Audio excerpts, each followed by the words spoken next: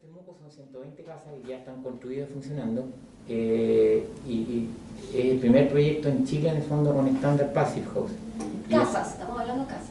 Claro, pero el mismo concepto, idéntico, estamos aplicando en el proyecto de Loíza, que es un edificio de departamento, muy parecido al de Amanda, pero con el estándar Passive House. Los 5 principios del Passive House están ejemplificados ahí en esos circulitos. El primero es envolvente térmica de alto desempeño. Alto desempeño significa con alto espesor, que va por fuera y sin puentes térmicos. Libre de puentes térmicos significa que el aislante en el fondo va por fuera de toda la estructura. O sea, todo el aislante protege a toda la cáscara de la casa o del edificio. Ese es el segundo principio, libre de puentes térmicos. El tercer principio es la hermeticidad. Para bajar los consumos energéticos, la casa o los departamentos tienen que ser bien herméticos. Hermético me refiero a que no se infiltre el aire desde el exterior por las ventanas, por las puertas o por la misma estructura de las paredes, de la cubierta y del piso. El cuarto principio son ventanas de alto desempeño. Las ventanas que se ocupan en un estándar Passive House son mucho más exigentes que en una ventana normal. Un par de numeritos acá. Una de las características de las ventanas es el valor U. El valor U, esto se llama transmitancia térmica. Me quiero centrar harto en esto porque en Amanda vamos a tocar el mismo tema. Esto se llama transmitancia térmica. Entre más alto el valor, peor propiedad térmica tiene el cristal. Un vidrio simple, el valor U es del orden de 5. Quédense con el número nomás. Un termopanel corriente, el valor U es cercano a 3. Un termopanel un poquito más exigente, el valor U podría llegar a ser 1,8. Un termopanel Passive House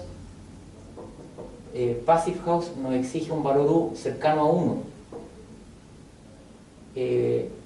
Un Passive House, pero para instalarlo en Alemania, es más exigente aún porque el clima es más severo, nos exige un valor 0,8. Entonces, el valor U me refleja en el fondo qué tan eficiente es el cristal en el fondo para temas térmicos. O sea, entre más bajo, menos energía pierde en invierno. Vidrio simple 5, un termopanel baja a 3, o sea, ahorra más o menos un 40% de energía si comparamos uno con otro. Un termopanel ya exigente y difícil de encontrar sería con un valor 1,8. Esto es más o menos lo que se está usando en Amanda. Pero en Eloísa, como vamos por la certificación Passive House es una certificación alemana, nos exige un valor 1, o sea que es bastante más exigente que lo que estamos exigiendo en Amanda. O sea, si hoy día pocos proyectos inmobiliarios en Santiago ocupan termopanel, lo ocupan con este valor. En Amanda ya un gran salto, que estamos usando un termopanel mucho más exigente, pero en Eloísa es mucho más exigente aún. Disculpa, pero no alcanzo a ver en los edificios que tienen termopanel, ¿Ya? que no es Amanda, ¿qué valor es el 3? El 3. 3. Ya. Gracias. Este es un termopanel común y corriente. Ya. Pero de edificios convencionales. Yo diría que el edificio convencional, la mayoría son vidrios simples. 5. Sí. Eso si comparamos, si por ejemplo comparamos imagínense un metro cuadrado de vidrio. Ese mismo vidrio, imaginémonos un metro cuadrado, aquí hay 20 grados y afuera hay 0. El de valor U5 va a perder 5 veces más energía que este otro. O sea, va a consumir 5 veces más energía para mantener los 20 grados adentro de eso.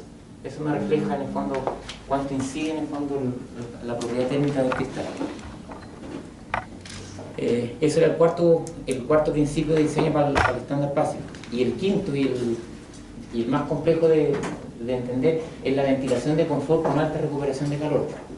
Eso significa que en un estándar Passive House, como la casa es bien hermética, no tenemos infiltración de aire exterior. Entonces, como es hermética, para poder respirar entre comillas y tener aire limpio, necesitamos incorporar aire a las habitaciones.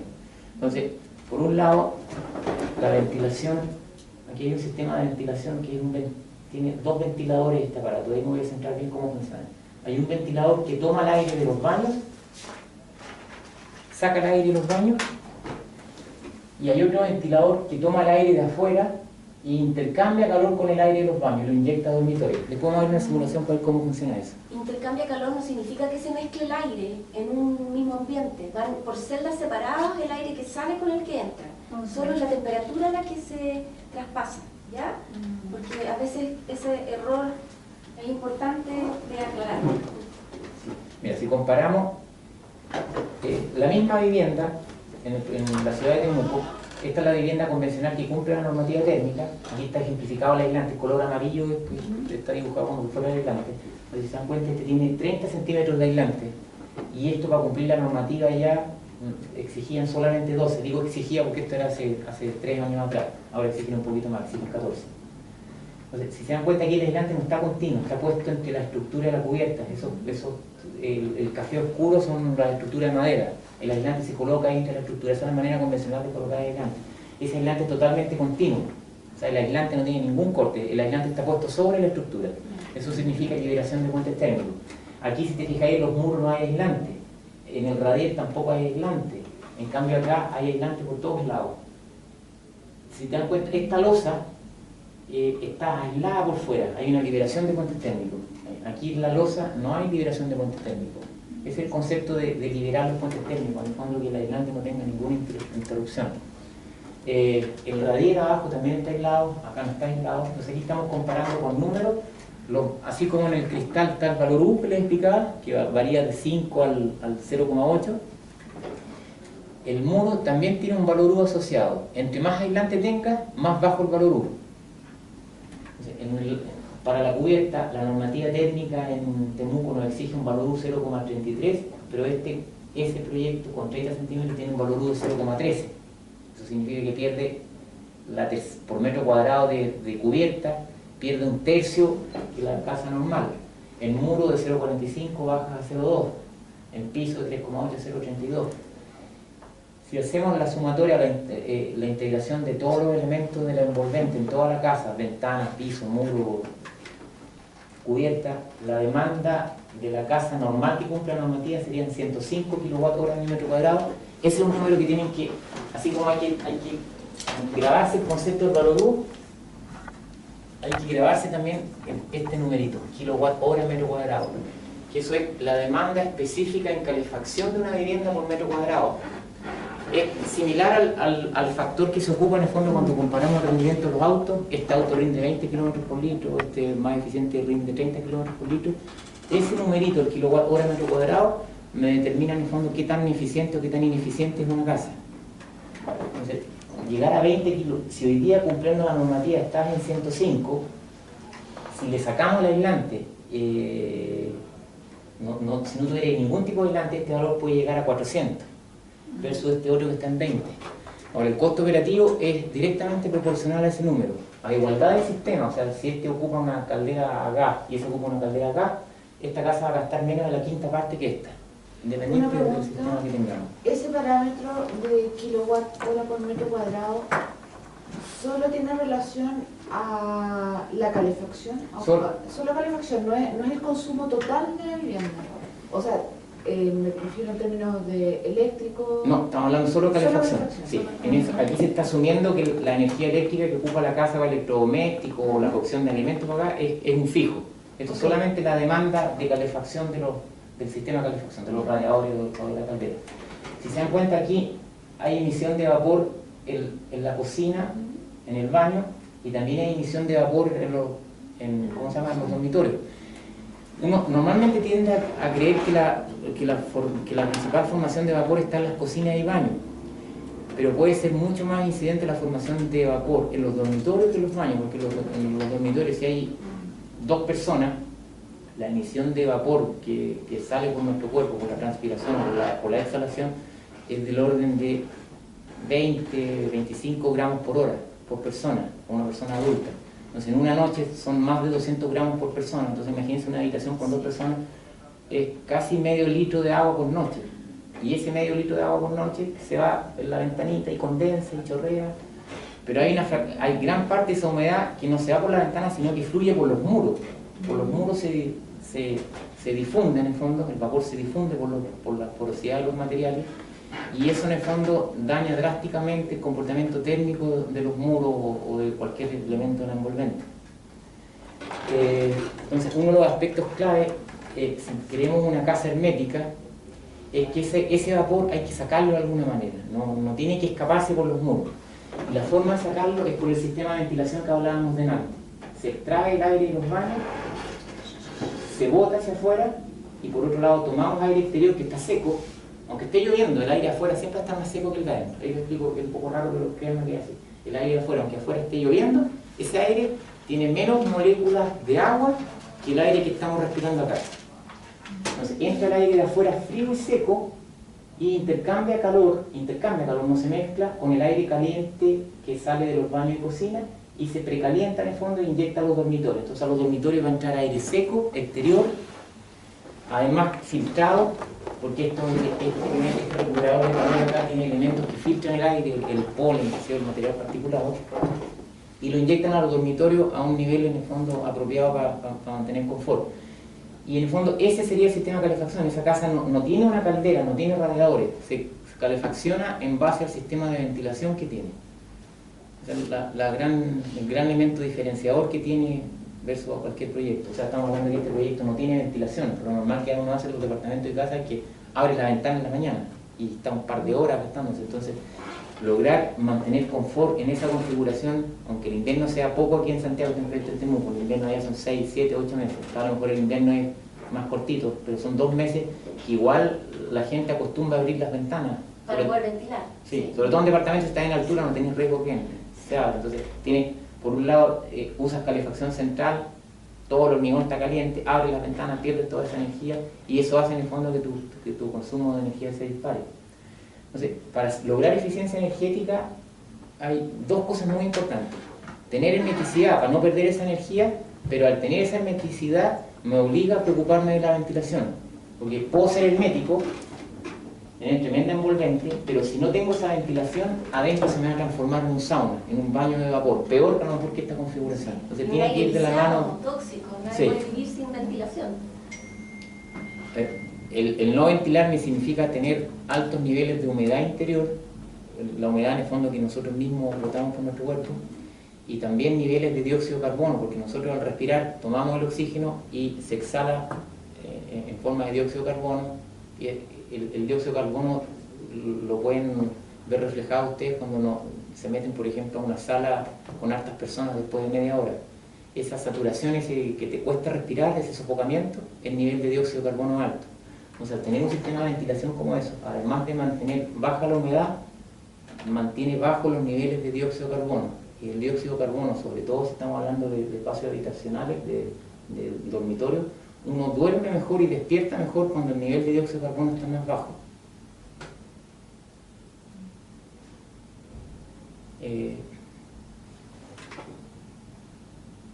Voy a saltar bien rápido todas estas cosas que son específicas del proyecto. Si aquí está la demanda específica por metro cuadrado de la casa. La normativa en Alemania en 1977 estaba cercano, no, perdón, está la normativa esta es la normativa en Chile, perdón, el amarillo es la normativa en Chile, 130 la normativa chilena hasta el 2015, con la nueva exigencia en las ciudades del sur están los PDA, que son los planes de descontaminación atmosférica, y eso está presente en la mayoría de las ciudades centro-sur. ¿Santiago inclusive? No, Santiago no. ¿Santiago todavía se mantiene con 130? Es que esto es la normativa asociada solo con Temuco. Ya. ¿Ya? Una casa que cumpla la normativa para Santiago debería andar cercana a los 100, no a los 130. ¿Ya? En Temuco más severo el clima, entonces demanda más energía. Perfecto. Pero esto para que se hagan una idea, esta es la exigencia actual en Temuco, 105, y Puerta del Sol, ese proyecto está en 20. Si nos comparamos con la normativa alemana hoy día te exige que cualquier casa esté 50, y el estándar Passive House en Alemania es 15, un estándar voluntario. Todos tienen que cumplir el 50. Y aquí está la evolución a lo largo de los años. Esto es la época, no sé, posguerra, cercano a los 220, que es lo que teníamos nosotros hace un par de años, en el fondo con nuestra normativa, hasta el 2014 nomás, era eso. Somos de las cavernas. Hoy día este PowerPoint es un poquito viejo, pero hoy día en el mundo, sobre todo concentrado en Europa, hay, yo diría, más de 40.000 edificios y certificaciones certificadas Passive House que están con ese estándar, y el OISA en el fondo va a ser el primer edificio residencial, no sé si en Latinoamérica, pero en Chile de todas maneras, el primero en el fondo con esa certificación. ¿Ya no es Latinoamérica? No tengo certeza. Ya. ¿Javier te dijo a ti que era de Latinoamérica? Sí, Javier. ¿Javier el Passive de House? Passive House. Ah, entonces, ¿qué creerle a él? Si él sabe. Sí. Lo que pasa es que hay proyectos que a lo mejor ya están certificados pero no están en el sistema. Es el valor U que nos exigen para las distintas partes del mundo para cumplir el estándar Passive House. El estándar Passive House es llegar a esta demanda. Tú logras la certificación Passive House cuando llegas a los 15 kWh año metro cuadrado. Entonces, para lograr eso tienes que cumplir los 5 principios que hablábamos y también lograr los valores U en cada elemento no envolvente, en ventanas, muros, piso y cubierta. Aquí hay un mapa para la exigencia del valor U para las ventanas. Si se dan cuenta, en Chile está cercano al color azul, está cercano al valor 1,2 en valor U. Y a medida que se hace más severo el clima, si nos vamos al Ártico, color azul, está casi en 0,4. Me exige más. Dependiendo, si nos vamos a Lima, una zona más templada, más casi tropical, el valor U está cercano a lo mejor a 4, porque a lo mejor ahí basta con tener como un corriente. Entonces, uno puede lograr el 15 kWh, el estándar Passive House, de una manera mucho más fácil en un clima menos severo. Hay algo que yo no entiendo. ¿Por qué se habla del valor 15 para lograr el estándar Passive House y las casas de Puerta del Sol son 20 y igual son Passive Por House? lo que acaba de decir, por el clima. No, deja de decir, son 120 casas. Hay una que se está certificando, solamente una. Okay. Las otras tienen el estándar Passive House, se hacen Pero igual. no está certificada. No, se está certificando solamente una. Y esa una es 15. Las otras es 20. Ya. Y- O sea, se puede construir bajo estándares Passive House, pero se certifican solamente con valor 15. sí, ¿Eso es? sí. 15 kilowatts. 15 kWh Metro año cuadrado. cuadrado. ¿Y Sí, en el OISA no va a llegar a 15? sí, ¿Y piden 15 para Chile? sí. El 15 se pide para cualquier parte del mundo, ¿Ya? pero ese 15 está asociado a menores valores U si el clima es menos severo. Perfecto, entiendo. ¿Entiendes? Se requiere En Chile, para llegar al menor 15, aislación, menor... sí. Sí, sí, un termopanel no tan... con un cristal no tan... sí. Sí. Pero ese mismo mapa existe en el fondo para ventana, para muro, para piso, para cubierta, Ok. que es similar. Ya, ¿a dónde están las innovaciones? Porque uno habla de mayor espesor de aislante y se imagina que simplemente mayor aislante, pero créeme que es un mundo de cosas en el fondo por innovar para poder desarrollar eso y poder construirlo bien. En este caso, esta casa tiene, fíjense con escala ahí con el pie, son 30 centímetros de espesor, pero que están puestos de forma totalmente continua. O sea, está la estructura de la cubierta, están los tijerales, y el aislante se coloca encima, no se coloca entre medio de la estructura. O sea, hay una continuidad total del aislante, no hay ningún corte, la estructura está todo por dentro. ¿Se dan cuenta? Aquí está la estructura y el aislante está encima. Lo que normalmente uno hace, lo que hacemos en nuestro país, es colocar el aislante entre medio de todos esos espacios. Y ahí en el fondo es un colador térmico le llamamos nosotros, ¿no? El aislante está totalmente interrumpido. Es como salir un día, vayan a Farellones un día con menos 5 y la ropa de nieve, por muy buena que sea, haga un par de cortes por todos lados. Es igual que estar desnudo. O sea, si se pierde la continuidad del aislante, te vas a morir de ¿cómo se dice? Hipotermia. De hipotermia. Igual, pero si está enterito todo ese traje, vas a aguantar a lo mejor un par de horas y no te va a pasar nada. O sea, es clave en el fondo el tema de la continuidad del aislante. Es más clave que aumentar el espesor del aislante. Puedes aumentar el espesor del aislante, pero si no está continuo, no tiene mucho efecto. Tiene mucho más efecto. A lo mejor poner poco espesor, pero continuo. Enfaticé esa idea porque en el fondo de las mandas no tenemos el estándar Passive House, pero sí es continuo, sí hay liberación de puentes térmicos. No tiene 30 centímetros de aislante como el caso Passive House, pero sí tiene 5 centímetros de aislante, pero bien puesto. Bien, en forma continua en el caso de los bonos. Otra peculiaridad, por ejemplo, la continuidad del aislante. Si se dan cuenta, este es un plano en el fondo de esta zona. Aquí están los 20 centímetros de aislante, en el 30 en la cubierta, 20 en los muros. Aquí están los 20 centímetros de aislante, aquí está el muro de hormigón. Y si se dan cuenta, la ventana está puesta sobre el aislante. Lo que normalmente uno hace en Chile es colocar la ventana acá, sobre el hormigón. Pero cuando buscamos el estándar Passive House, lo ideal es hacer eso, para no tener en el fondo, para no tener el puente térmico de la ventana. Mira, con este dibujito se va a explicar bien el tema del puente térmico. Si nosotros tenemos, por mucho que tuviéramos harto aislante aquí continuo, pero colocamos la ventana acá, este muro, en el fondo, como está aislado, va a estar caliente, va a estar a 20 grados, igual que la temperatura ambiente. Pero esos 20 grados se van a contactar en el fondo, el hormigón tiene alta conductividad térmica, entonces va a conducir todo su calor hacia el perfil de la ventana y finalmente hacia la ventana, entonces se me transforma en un puente térmico. Y si fluye la energía en forma vertical hacia allá y se me empieza a enfriar el muro, eso es un puente térmico. Aquí no hay puente térmico porque estamos empalmando la ventana, en el fondo, directamente con el aislante. Esto es como una radiografía del cuerpo humano. Cuando yo logro continuidad de los colores de las isotermas, cada color es una temperatura. El color rojo son 19 grados, el color amarillo son 17, y así va bajando, hasta que acá son 0. El color oscuro son 0, el color violeta son 3 grados. Entonces, aquí están todas las isotermas. Todo ese arcoíris son las isotermas, de mayor temperatura a menor temperatura. Cuando nosotros logramos continuidad de las isotermas, eso significa que este color violeta empalma con ese color violeta, el color azul empalma con el color azul, celeste con celeste. Cuando hay continuidad de las isotermas, no hay flujo de energía vertical y ahí no hay puente térmico. Entonces, cuando el arcoíris, como regla general gráfica, está afuera de la estructura y hay continuidad del arcoíris, no hay puente térmico. Entonces, imagínense si nosotros sacáramos una radiografía, una termografía con una casa llena de puentes térmicos. Ese arcoíris se vería interrumpido por todos lados. Entonces, es como ver una radiografía de un cuerpo humano, un hueso quebrado, eso es lo mismo. Un hueso quebrado en el fondo sería el puente térmico. Lo mismo acá. O sea, así como teníamos continuidad de la envolvente del muro con la ventana, aquí hay continuidad del aislante de la cubierta con el muro. Aquí está la estructura interior, el muro interior del segundo piso, y aquí está la estructura, los tijerales de la cubierta.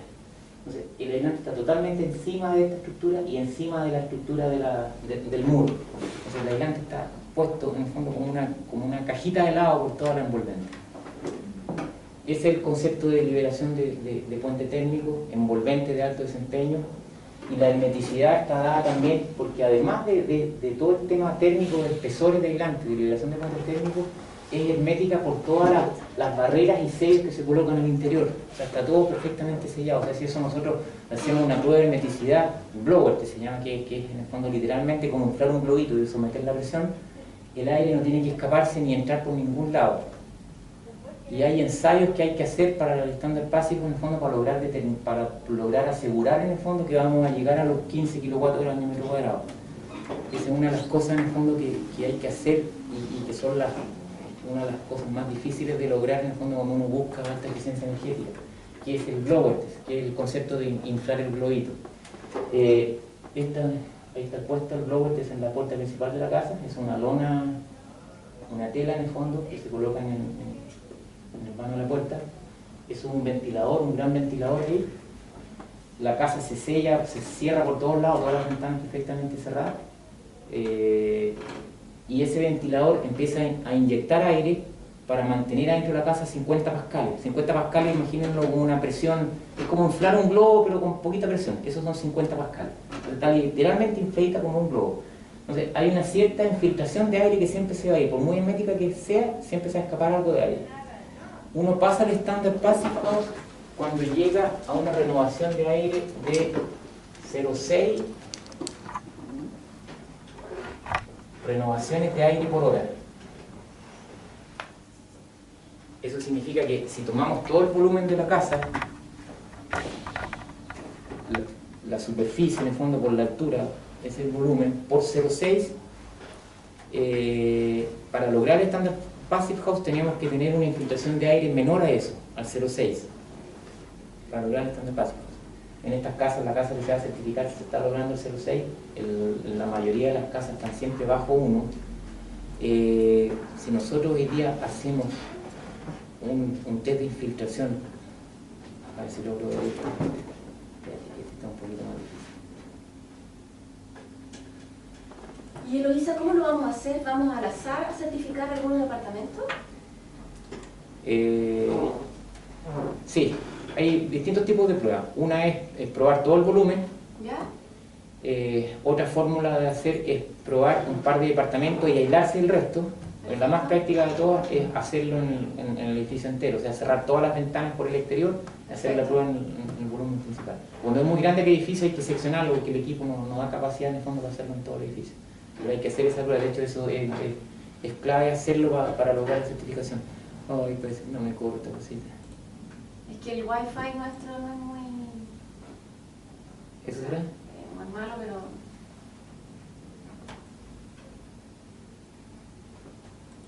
No ocurrió. Tenía una animación bien simpática para explicarlo bien. Una pregunta, no sé si tiene mucho que ver, pero debido al tema del aislante, este tipo de construcción tampoco debería sufrir filtraciones, ¿no? O no tiene nada que ver con eso, solo respecto al tema térmico. ¿Qué pasa en los departamentos que de repente si tiene un problema en el baño arriba se te filtra el agua hacia abajo? ¿Esta envolvente o este aislante evitaría eso? No, tiene nada que ver. son cosas distintas. Ya. Sí, estamos hablando de esto de filtraciones del aire exterior que se mete en el fondo por la cáscara del edificio. Ya. Este era el sistema de ventilación que veíamos delante. Este es el intercambio, es un recuperador de calor. Adentro de eso hay dos ventiladores, uno que toma el aire del baño, el otro que toma el aire afuera, intercambian calor, aquí adentro hay un recuperador de calor. Este es un ventilador, el otro ventilador debería estar acá. Entonces, funciona de esa manera. Esto tiene una animación, después se lo voy a mostrar, pero no hubo caso ni ocurrió. Y este elemento aquí es el recuperador de calor. Entonces, por un lado el aire viene de afuera, y cruza por acá, y por acá viene el aire que tomamos del baño. Y acá se produce el intercambio de calor. Insisto, no se mezclan los aires, ¿ya? Van por celdas distintas, solo se traspasa el calor. Sí, esa es una imagen de cómo queda eso, está en el entretecho. Entonces, por un lado están los ductos que se toman el aire de los baños, el ducto que está aislado es el aire que va a los dormitorios. Y los otros dos ductos, uno es el que toma el aire afuera y el otro es el que bota el aire afuera. Entonces, por un lado estamos extrayendo el aire de baños. Entonces, al extraer el aire de los baños, si la ventana está cerrada, se va a tender a generar un vacío. Entonces, el aire tiene que entrar al baño. Y para eso se puede solucionar el tema con una celosía abajo en la puerta del baño. De tal manera, cuando la ventana esté cerrada, la puerta del baño esté cerrada y se esté aspirando el aire del baño, el aire se meta por la puerta del baño. Y eso en el fondo barre los vapores del baño. Por otro lado, estamos inyectando aire al dormitorio. Entonces ese aire va a entrar al dormitorio, pero tiene que salir para irse al baño. Y la forma de salir para irse al baño es así. Esa es la parte superior de la puerta. Entonces, el aire en el fondo se mete, o sea, aquí está el interior del dormitorio y aquí está el pasillo, lo que da al baño. Entonces el aire sale por aquí. Se hace esa trampita para no tener problema acústico, porque también podría salir por la parte de abajo de la puerta, o dejar la puerta con una rendija o con una celosía, pero tenés el problema acústico en el fondo. En un baño es aceptable eso, pero en un dormitorio es mejor solucionar el problema acústico. Entonces, si se dan cuenta, hay todo un tema de traspaso del aire. Estamos extrayendo de baño, inyectando dormitorio, pero tienen que circular esos flujos de aire a lo largo de la casa. Lo mismo en el departamento, en Eloísa estamos haciendo lo mismo. De hecho, en Amanda también estamos haciendo esto. Las puertas van así. Sí. Ah, ya. Entonces, el traspaso de aire es por este dintel superior. Sí. Ok. Sí, y parece inofensiva, pero es una No se simpática ve, innovación. no se ve porque los pilotos Claro. están casi listos. Una cuestión más fea que los dormitorios, a nosotros nos toca harto ese proyecto de ventilación en el sur, y se practica harto el tema de la celosía de Celosía, afuera, los se ve horrible, dormitorios. parece baño público, no Sí. se ve feo. Sí, estoy de Y el tema acústico hasta muy mirar para allá. Perfecto. Esos dos ventiladores que tiene, ellos están funcionando las 24 horas, ¿verdad? 24/7. ¿Y van a tener algún mantenimiento o eso? Mira, el mantenimiento porque son ventiladores de súper bajo consumo, ¿eh? 30, 40 watts. Sí, el mantenimiento del cambio de filtro nomás. En el caso de Temuco, como estamos tan contaminados, la contaminación es más fuerte que la de acá. En el sur la contaminación en el sur es mucho más fuerte que acá. Porque acá la gran contaminación que tenemos en Santiago es por material particulado, pero básicamente es polvo en suspensión. Entonces es un PM10, que es material particulado de un cierto tamaño. Pero el material particulado que está presente en el sur es PM2,5, que es mucho más pequeño y que en el fondo llega a nivel alveolar y te produce mucho más daño en el tema respiratorio. Entonces, ese material particulado es principalmente proveniente de las combustiones incompletas, de la combustión a leña que se hace en el sur. Más del 90% de las casas en todas las ciudades ocupa leña. Entonces, este sistema en el fondo es capaz de filtrar eso y no tener ese problema de contaminación. O sea, imagínense en una ciudad contaminada, tenéis 0 grados afuera, abrir la ventana y sale olor a humo y la ropa te queda de olor a humo. Tener la posibilidad de, o sea, no tener la necesidad de abrir la ventana es espectacular, porque hoy día tienes restricciones en Temuco, a cierta hora no podéis quemar nada, y más encima, imagínate qué significaría tener que abrir las ventanas, perder la calefacción, meter a la casa adentro todo ese contaminante. Una de las únicas cosas que hay que mantener en ese equipo es cambiar esos filtros cada ciertos meses, porque se satura. ¿Cada cuánto se cambia en Temuco? 2 veces por año. Ya, eso es todo. Como lo explicaba, que es súper simple. 2 veces por año. ¿Y es costoso eso mantenimiento? 1 a 2 años simplemente se bota, no hay que cambiarlo. Se puede lavar incluso. Y ya el segundo o tercer año, dependiendo del uso, hay que cambiarlo. Un filtro de eso en el fondo por departamento debe costar 20 lucas. Es una bolsa de papel. Como el filtro de la aspiradora, parecido, Sí. pero más sofisticado. Sí. No es más que eso, no tiene más complicación que eso. No hay elementos mecánicos como en una bomba de calor que sea, o como en una caldera. Son simplemente 2 ventiladores que funcionan 24 horas y el único elemento en el fondo que hay que hacer una atención es el tema del filtro.